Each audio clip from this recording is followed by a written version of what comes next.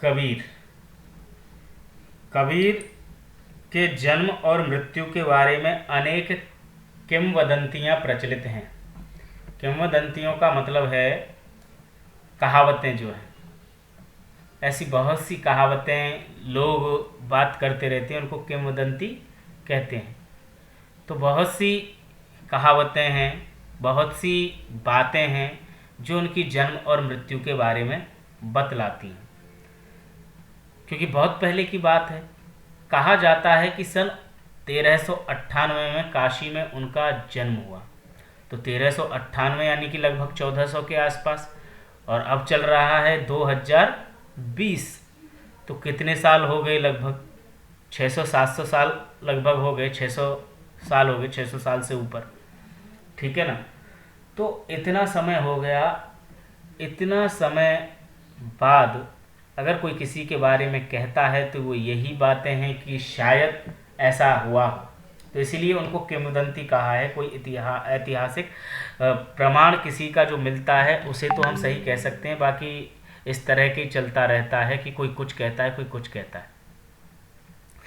तो कहा जाता है कि सन 1398 में काशी में उनका जन्म हुआ। काशी यानी कि बनारस, उसको वाराणसी भी बोला जाता है। और सन 1518 के आसपास मगहर में देहांत हुआ। मगहर एक स्थान का नाम है, वहाँ पर उनका देहांत हुआ। मैंने ये भी पढ़ा है और सुना भी है कि जो कबीर थे उनका जन्म जो हुआ था वो किसी विधवा ब्राह्मणी से हुआ था, और वो कबीर को लोक लाज के भय से लहरतारा नामक तालाब के किनारे पर छोड़ गई। काशी में लहरतारा नामक तालाब था, वहाँ पर उसने छोड़ दिया और वो किसी को मिल गए थे कबीर। और वो जो मिले थे वो एक जुलाहा दंपत्ति थे। यानी कि पति पत्नी जो थे वो जुलाहे का काम करते थे, जो दरी बुनने का काम करते हैं उनको जुलाहा बोलते हैं। उन्होंने कबीर को पाला पोसा बड़ा किया, ऐसा कहा जाता है, ऐसा माना जाता है। तो कबीर ने विधिवत शिक्षा नहीं पाई थी। विधिवत का मतलब होता है कि कोई भी स्कूल में किसी कक्षा में जो औपचारिक शिक्षा दी जाती है, ठीक है ना, किसी विद्यालय में एडमिशन लेकर के जो पढ़ाई की जाती है वो शिक्षा उन्होंने नहीं ली थी, परंतु सत्संग, पर्यटन तथा अनुभव से उन्होंने ज्ञान प्राप्त किया था। जो भी ज्ञान हुआ था उन्होंने सत्संग से, यानी कि जो सज्जन लोग हैं उनकी संगति करने से, उनके साथ रहने से, पर्यटन यानी कि घूमने से, तथा अनुभव से उन्होंने ज्ञान प्राप्त किया था। कबीरदास के बारे में हम पहले भी पढ़ चुके हैं। कबीर की साखियाँ 8वीं क्लास में हमने पढ़ी हैं। 8वीं कक्षा में उनकी कुछ साखियाँ थीं। तो यहाँ पर जो था वो कुछ छोटे रूप में था। यहाँ हम कबीर के बारे में भी पढ़ेंगे और उनकी साखियों के बारे में भी पढ़ेंगे। एक मिनट।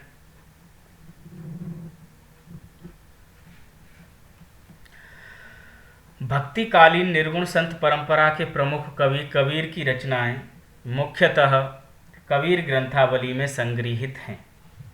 भक्तिकालीन कवि थे ये, जिन्होंने एनसीईआरटी वाली जो वीडियो देखी होगी, वो चैनल पे देखा होगा, तो वहाँ जो प्रोफेसर थे उन्होंने भी थोड़ा सा बताया था कि कबीर जो हैं वो भक्तिकालीन निर्गुण संत परंपरा के कवि रहे।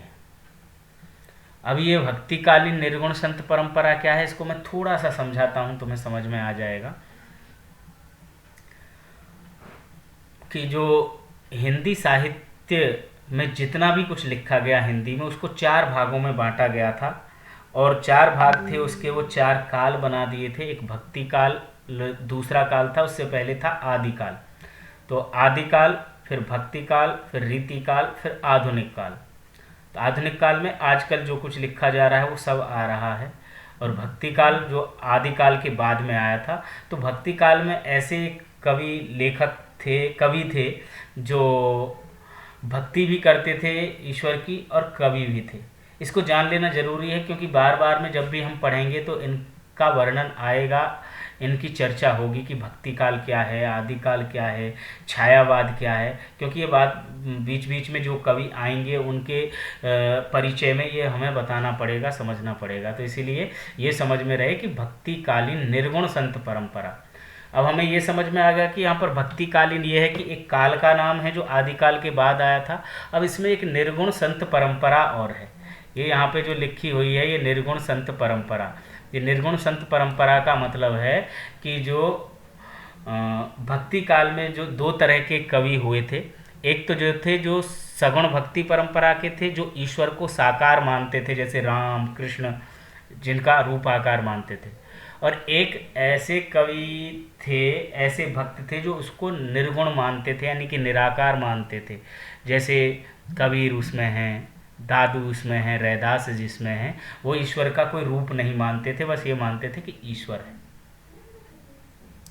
तो भक्तिकालीन निर्गुण संत परंपरा के प्रमुख कवि कबीर की रचनाएं मुख्यतः कबीर ग्रंथावली में संग्रहित हैं। तो जो कबीर की रचनाएं हैं वो कबीर ग्रंथावली में संग्रहित हैं, उसमें हैं, किंतु कबीर पंथ में उनकी रचनाओं का संग्रह बीजक ही प्रामाणिक माना जाता है। पर उनकी रचनाओं का एक संग्रह है जिसका नाम है बीजक, वह बीजक ही प्रामाणिक माना जाता है, जिसका प्रमाण है कि हाँ ये प्रमाण है।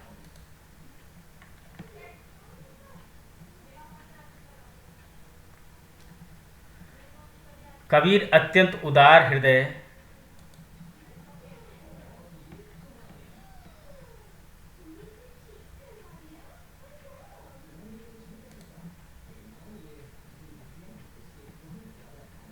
निर्भय तथा सद्गृहस्थ संत थे। वो उदार हृदय थे, निर्भय थे तथा सद्गृहस्थ, गृहस्थी भी थे।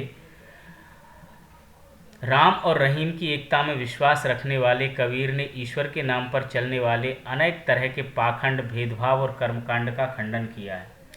राम रहीम की एकता में विश्वास करते थे कबीर।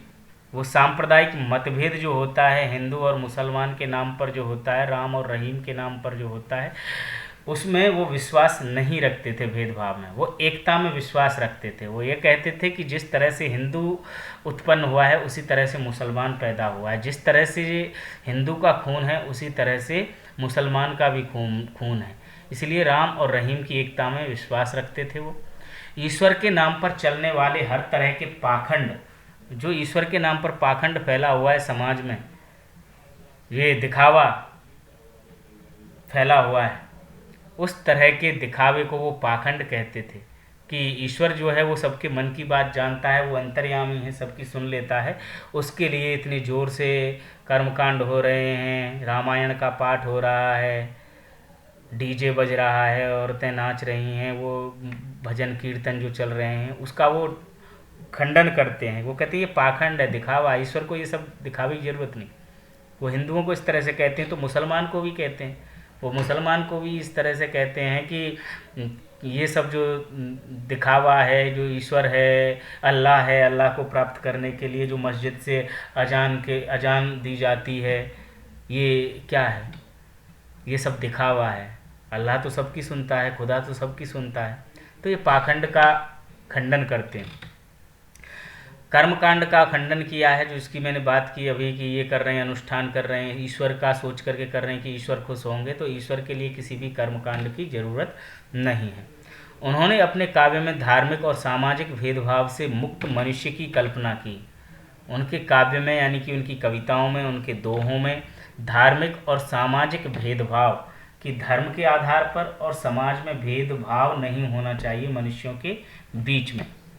ईश्वर प्रेम, ज्ञान तथा वैराग्य, गुरु भक्ति, सत्संग और साधु महिमा के साथ आत्मबोध और जगत बोध की अभिव्यक्ति उनके काव्य में हुई है। कबीर को भाषा की सहजता ही उनकी काव्यात्मकता शक्ति है। जन भाषा के निकट होने के कारण उनकी काव्य भाषा में दार्शनिक चिंतन को सरल ढंग से व्यक्त करने की ताकत है। वो दार्शनिक चिंतन को सरल ढंग से व्यक्त करते हैं।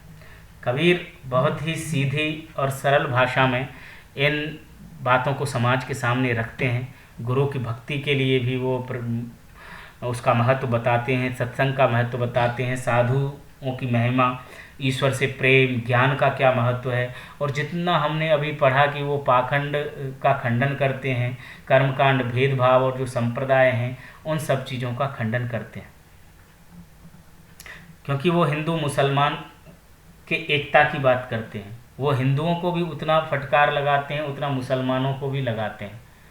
इसीलिए ये भी बना हुआ था कि जो कबीर हैं कि हिंदू हैं कि मुसलमान हैं, उन्हें दोनों ही लोग अपना मानते थे। हिंदू तो कहते थे कि वो हमारे हैं, और मुसलमान कहते थे वो हमारे हैं, यानी कि मुस्लिम रहे हैं। तो ये बात उनमें हमेशा से बनी रही है। पर जो कबीर थे वो दोनों को खूब खरी खरी सुनाते हैं, क्योंकि वो पाखंड का खंडन करते हैं। उन्होंने हिंदुओं को भी कहा था कि हिंदू मुआ राम कहे, मुसलमान खुदाए, कहे कबीर सो जीवता, जो दूह निकट न जाए। कि हिंदू तो जो है वो राम कह कह करके मर गए, और जो मुसलमान थे वो खुदा कह कह करके मर गए, पर कोई भी इन तक पहुंचा नहीं, क्योंकि पहुंच वही पाया है जो सच्चे अर्थों में ईश्वर को जान पाया है, अल्लाह को जान पाया है। जो हिंदू हैं जो पत्थर पूजते हैं, यानी कि मंदिर में मूर्ति पूजा करते हैं, उनको लिए भी फटकार लगाई है। उनको कहा है कि पत्थर पूजें हरि मिलें तो मैं पूजूं पहाड़, याते तो चाकी भली पीस खाए संसार। यानी कि पत्थर को पूजने से, पत्थर की मूर्ति को पूजने से अगर भगवान की प्राप्ति हो जाए तो मैं तो पहाड़ को जा कर के पूज लूँ। इससे अच्छा तो जो चक्की बढ़िया गांव में जो औरतें चक्की चलाती हैं उससे पूरा संसार पीस करके खाता है। तो वो कहते हैं कि ये सब ढोंग है, ये सब दिखावा है, ये आडंबर है। तो दूसरी तरफ वो मुसलमानों को भी फटकार लगाते हैं, उनको भी कहते हैं कंकड़ पत्थर जोड़ के मस्जिद लई चुनाए, ताचड़ मुल्ला बांग दे क्या बहरा हुआ खुदाए। कि कंकड़ पत्थर इकट्ठा करके मस्जिद ले ली, बना ली, और उस पर चढ़ कर के मुल्ला जो है वो मौलवी जो है वो बांग दे रहा है, जान दे रहा है, क्या खुदा बहरा हो गया, वो सुनता नहीं है। तो इन सब चीज़ों को कबीर जो हैं वो आडंबर मानते हैं, इसको दिखावा मानते हैं, पाखंड मानते हैं। इन सब चीज़ों का खंडन कबीर दास ने किया है, और यह आडंबर जो है उसका खंडन करते हुए कबीर ने अपने काव्य में लिखा है। अब यहाँ पर कुछ उनकी साखियाँ हैं और एक दो पद हैं, इसके बारे में भी जान लें कि यहाँ संकलित साखियों में प्रेम का महत्व, कि प्रेम का क्या महत्व होता है। प्रेम अनेक प्रकार का प्रेम होता है, जो हम समझते हैं सिर्फ उतना ही प्रेम नहीं होता। प्रेम के अनेक रूप होते हैं। ईश्वर प्रेम होता है, मानव प्रेम होता है, प्रकृति प्रेम होता है, देश प्रेम होता है। हमें अपने संबंधियों में माँ से भी प्रेम होता है, भाई से भी प्रेम होता है, पत्नी से भी प्रेम होता है, पुत्र से प्रेम होता है। सबका अलग अलग प्रेम है। हमें जानवरों से भी प्रेम होता है, घर में जो हम पाल करके रखते हैं उनसे भी प्रेम होता है, प्रकृति से प्रेम होता है, पशु पक्षियों से प्रेम हो गया, देश से प्रेम होता है, भगवान से प्रेम होता है। तो अलग प्रेम का महत्व है, क्या है, संत के लक्षण क्या होते हैं ये भी बताया है, संत के क्या लक्षण हैं, ज्ञान की महिमा क्या है, ज्ञान का महत्व क्या है, बाह्य आडंबरों का विरोध। आडंबर कहते हैं दिखावा, बाह्य मतलब बाहरी, जो बाहरी आडंबर हैं, जो दिखावा है, उनका विरोध भी कबीर ने यहाँ पर किया है। पहले शब्द यानी कि पद में शब्द उसको बोला गया क्योंकि कबीर की जो रचना है जिसमें सब कुछ संकलित है उसको बीजक कहा है, और बीजक के 3 भाग हैं जिसको कहा जाता है साखी, शब्द, रमैनी। साखी हमने 8वीं क्लास में पढ़ी है, कुछ यहाँ भी पढ़ेंगे। साखी का मतलब होता है, अर्थ होता है साक्षी, और वैसे अगर साखी माना जाए तो उनके दोहों को बोलते हैं। शब्द यानी कि पद होते हैं, जो मीराबाई ने पद लिखे जो 7वीं क्लास में पढ़े हैं, जागो बंसी वारी ललना जागो मोरे प्यारे, वो पद होते हैं। इस तरह के उन्होंने भी लिखे हैं, सूरदास ने भी लिखे हैं। और तीसरा जो होता है वो होता है रमैनी, साखी, शब्द, रमैनी। रमैनी में चौपाइयाँ होती हैं।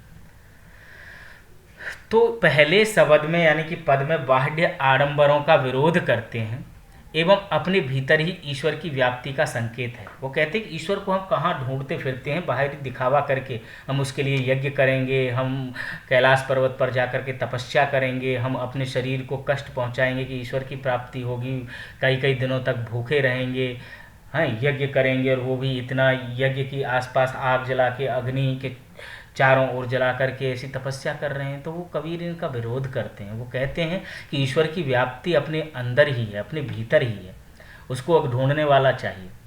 तो दूसरे शब्द में यानी कि पद में वो ज्ञान की आंधी के रूपक के सहारे ज्ञान के महत्व का वर्णन करते हैं। तो दूसरा जो शब्द है यानी कि पद है, उसमें ज्ञान की आंधी जब आती है तो उसका क्या महत्व होता है। हालांकि ये पद अब हटा दिया है, ज्ञान की आंधी वाला, ये हमारे सिलेबस में नहीं है, परीक्षा में इससे प्रश्न नहीं पूछे जाते हैं, सिर्फ एक ही पद से पूछे जाते हैं कि थोड़ा मुश्किल है, कठिन है समझने में, इसलिए इसको 2 बार से हटा दिया है, ज्ञान की आंधी वाला जो पद है। इसमें बताया कि ज्ञान की आंधी का महत्व क्या होता है जब मनुष्य को ज्ञान हो जाता है। तो कबीर कहते हैं कि ज्ञान की सहायता से मनुष्य अपनी दुर्बलताओं से मुक्त हो जाता है। जब ज्ञान हो जाता है तो जो भी हमारी दुर्बलताएं हैं, जो कमजोरियां हैं, उनसे हम मुक्त हो जाते हैं। तो हम कबीर वाले इस अध्याय में इन बातों को हम पढ़ेंगे।